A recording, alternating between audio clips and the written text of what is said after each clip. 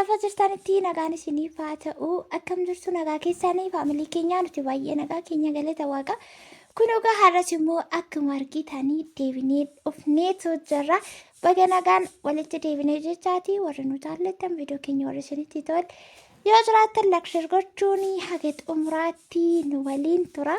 Warri haaraa taatan immoo sabiskiraabii gochuutiin maatii keenyatti dabalamaa kun akkuma argitanii lukkuun bitee simannaa keessummaadhaaf siniin jedhe suni yaa hagas mara keessummaaf qophii gochuutti yaadni kun jiru maaliif gara biraatti waan biizii ta'ee jiruu fi garuu immoo mana duwwaatti hin dhufiin kan jedhu waan tokko xiqqoo jechuudha.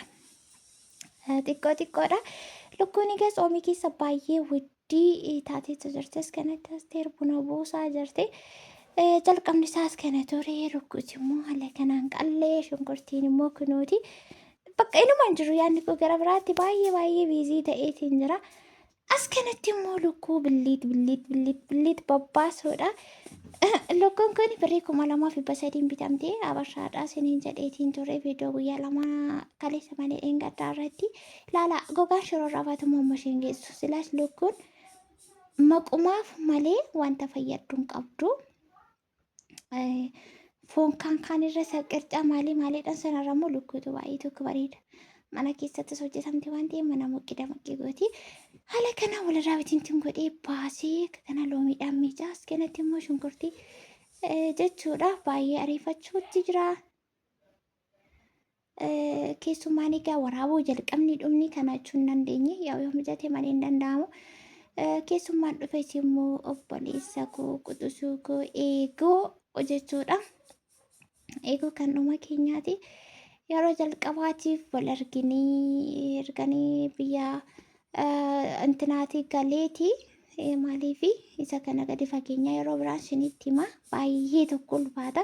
Biyya keenya akka midhaaniitti beelofni akka bishaanitti dheebonnee gaafa dhufnu maatii keenya guutuun akka barbaannetti biyya keenya keessatti fataasana jennee wal arguun hin ulfaata. Warri beektan beektu warri hin beeknes immoo rakkoo miti yaga dhuftanitti immoo waaqayyo raarasaan biyya keenyaa yaadatu jechaati. Haala kanaan lukkuu hojjedhee gammeen immoo yeroo jalqabaatii kan inni argu jechuudha. Innillee biizii bakka walumaa gala isaatti qalbiin keenya gara biraatti jira. Yaa akka kanaati jechuudha wanti jiru birziillee hojjedhee ture. Yaa mana keenyaan dhibamuutiin jedheen ture kanaan dura. Akkasumallee ispiraayitii tokko jennee bakka haaluma kanaan keessumaa simanneetu jirra fuulduratti immoo hin keessna. Isinillee akka nuun qabannee kanuma goote moo minaaminidha moo akkasiniin jennee yoo bira geessanuu keessa geessan jechuudha. Wanti hundumtuu haalli namaa mijatee malee hin ta'u yeroo tokko misaa bira yoo ta'u hin gahin jirra jechuudha. Fuulduratti waaqayyoon nu gargaaran nu mijatan nu milkaa jenneetuma. Yaada jirraatinis immoo nu jajjabeessaa isiniin jechuu fi yoo mijatee walan isin barsiisaa hin argitu kun amma galgalaa jechuudha. Galgalattidha. Yaa nuti biyya galuu hin dandeenyu maatii biraa deemuu hin dandeenyu anillee innillee baay'ee tokko rakkoo baay'ee kanaan gadi hin baasne hedduu isaatu jira. Yaa bakkuma jirutti namni fayyaa nagaa ta'uudha. Agarsiistuu akka waan yaadni minuu milkaa'ina mijatu nu sirratutti iyyuu maatiriin immoo gaa mucaan dhufee malee jettee haati waan miidhateetti bakka maal gootu ta'u sana keessa galee anillee nan boo'a jechuudha. Kana boo'uu hin barbaadu kanuma lilliqimseetiin isinitti hima qophiin keenya kana fakkaata simannaan keenya akkam ture yoo isinitti tolee akkuma isiniin jedhe laayikii godhaa. Jechaati nyaachaa jirra haa nyaannu isiniin jenniiti jirra.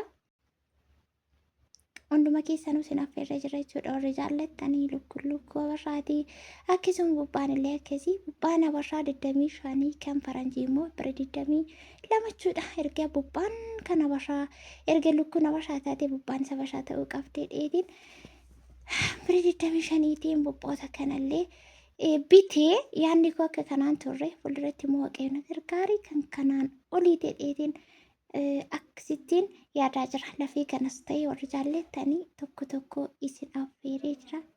Qammasaa isiniin jedha lukkuun qammasuu malee nyaatani jira. Maaliif bishaanuma ishee dhumitiire warri keenya bishaanuma isheeti malee Antinaa miti viidiyoon keenya gara dhumaa jira nyaanni xumurree nuuf eebbifamee bareedee jira.